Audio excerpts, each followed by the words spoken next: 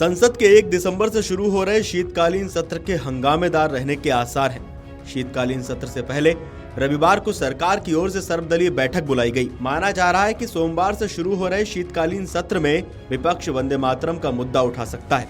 हालांकि सरकार की ओर से इसे लेकर कहा गया है कि वंदे मातरम बहुत महत्वपूर्ण है।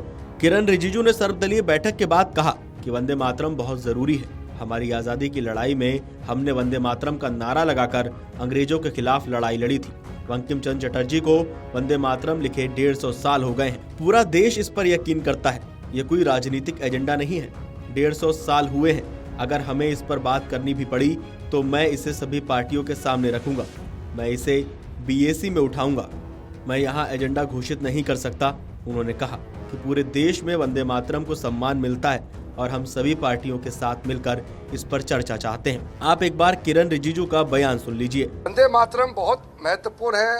हमारा आज़ादी के लड़ाई में वंदे मातरम नारा लगा करके अंग्रेजों के विरोध में संघर्ष किया है और 150 साल पूरा किया है। बंकिम चंद्र चट्टोपाध्याय जी का जब ये वंदे मातरम का लिखने का कार्य किया, उसका 150 साल पूरा हुआ है। ये पूरा देश मानता है। ये पॉलिटिकल एजेंडा नहीं है, कोई पॉलिटिकल इशू नहीं है। ये तो एक देश का बड़ा इशू है। 150 इयर्स हुए हैं। अगर चर्चा करना है तो भी सब पार्टी के सामने में बात रखेंगे, बीएससी में रखेंगे। यहाँ तो मैं एजेंडा घोषणा नहीं कर सकता हूँ। धन्यवाद जी। वहीं आपको बता दें कि हालांकि वंदे मातरम को लेकर विवाद शनिवार को मौलाना महमूद मदनी के बयान के बाद बढ़ गया। भोपाल में जमीयत उलमाए हिंद प्रमुख मौलाना महमूद मदनी ने कहा था कि मुर्दा कौमें सरेंडर करती हैं। अगर कहा जाएगा वंदे मातरम बोलो तो वे बोलना शुरू कर देंगी। जिंदा कौम हालात का मुकाबला करती हैं। राजनीतिक दलों ने मदनी के इस बयान की जमकर आलोचना की है। तृणमूल कांग्रेस यानी टीएमसी और कांग्रेस ने भी संसद में वंदे मातरम पर रोक का विरोध किया है। ममता बनर्जी ने 26 नवंबर को मीडिया से बात करते हुए कहा कि हम क्यों नहीं बोलेंगे।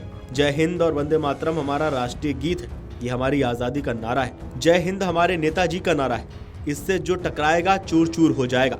वहीं कांग्रेस पार्टी की प्रवक्ता सुप्रिया श्रीनेत ने 27 नवंबर को एक वीडियो जारी कर कहा था कि खबरों के मुताबिक राज्यसभा के बुलेटिन में कहा गया है कि सदन में जय हिंद और वंदे मातरम का प्रयोग नहीं होना चाहिए। मैं हैरान हूं कि आखिर इन नारों पर कैसी आपत्ति है। इनसे तो अंग्रेजों को दिक्कत थी, अब भाजपा को भी दिक्कत है। उन्होंने सवाल किया कि आखिर किस मिट्टी के बने हैं वे लोग जिनको आजादी के 2 सबसे प्रसिद्ध नारों को सदन में बोलना अखरता है। सुप्रिया ने दावा किया कि इन नारों से उन्हीं को दिक्कत हो सकती है जिन्होंने आजादी के आंदोलन में अपनी छोटी उंगली का छोटा नाखून तक नहीं कटाया तथा जो अंग्रेजों की गुलामी और उनके लिए मुखबिरी करते थे। वहीं आपको बता दें कि इससे पहले शुक्रवार को उद्धव ठाकरे ने भी वंदे मातरम को लेकर सरकार की ओर से जारी आदेश को लेकर प्रेस कॉन्फ्रेंस की थी। उद्धव ठाकरे ने कहा कि जब अविभाजित शिवसेना भाजपा के साथ थी तब भाजपा कहती थी कि जो देश में रहना चाहते हैं उन्हें वंदे मातरम कहना चाहिए। उन्होंने पूछा कि क्या इस नए निर्देश को जारी करने वाले अधिकारी को पाकिस्तान भेजा जाएगा। उन्होंने ये भी पूछा कि क्या मैकाले की संतानें भाजपा में घुस आई हैं। उद्धव ठाकरे ने आगे कहा कि उनके सांसद जोर जोर से वंदे मातरम कहेंगे और देखेंगे कि कौन उन्हें संसद से निकालता है। उन्होंने कहा कि अगर भाजपा में हिम्मत है तो वो शिवसेना यानी उद्धव ठाकरे गुट के सांसदों को बाहर निकाल कर दिखाए।